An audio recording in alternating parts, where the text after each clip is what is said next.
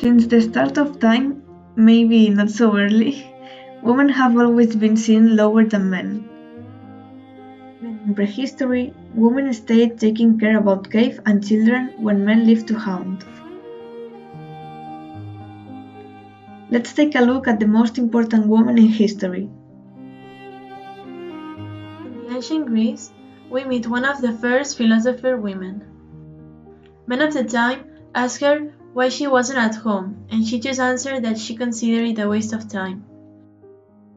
Her name was Hipparchia.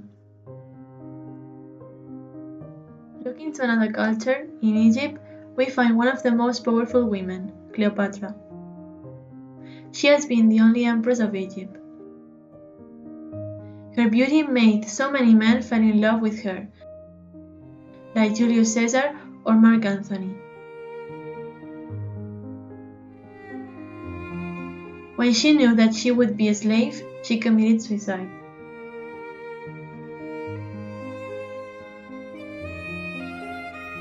A century later, in Alexandria, we encounter Hypatia. She was the daughter of a mathematic, and her father taught her his knowledge.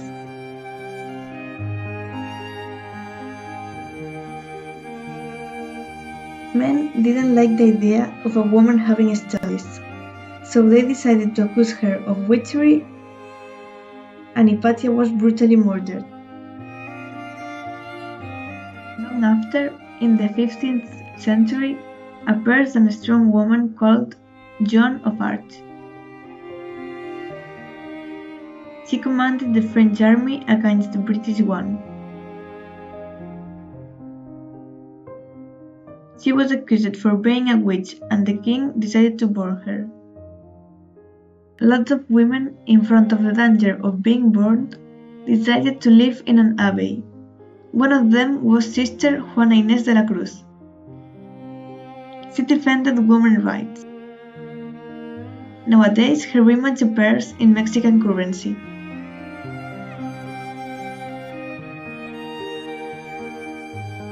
Mary Wollstonecraft was one of the defenders of women's position against men because they have always been considered lower. She published a book with her father called A Vindication of the Rights of Woman.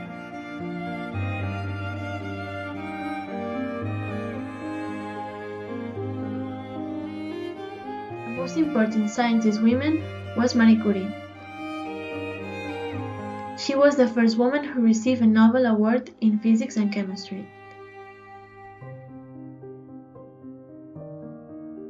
She researched about radioactivity and its application in cancer treatment. One of the most notorious suffragettes was Kate Shepherd. She and her mates achieved the right for women to vote in New Zealand.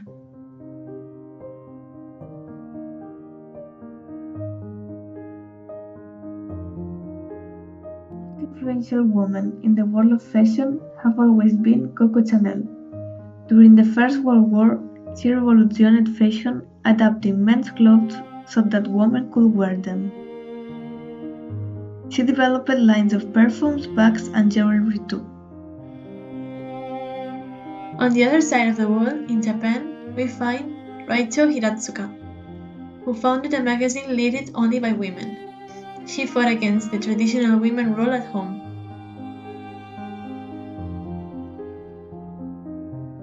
In the United States, Amelia Earhart was the first woman who flew through the Atlantic Ocean. She became a figure that represented women's rights and struggle. She disappeared while she was trying to go around the world, and she became a legend.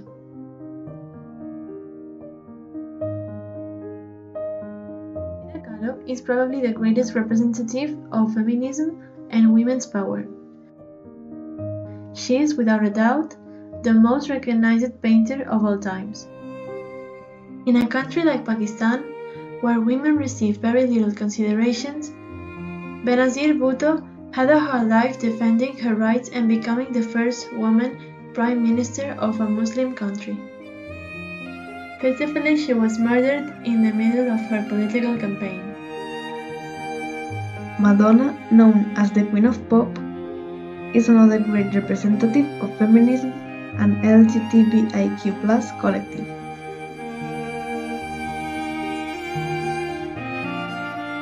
Here comes our youngest lady, Malala Yousafzai. She's an activist and blogger known through teenagers. When she was only 17, she won the Peace Nobel Award for her work in favor of women's civil rights.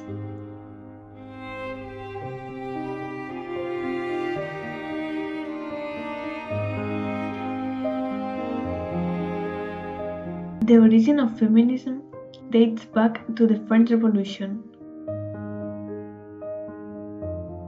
During the following centuries, women manifested and fought to improve their conditions, obtaining universal suffrage and the incorporation of women to work.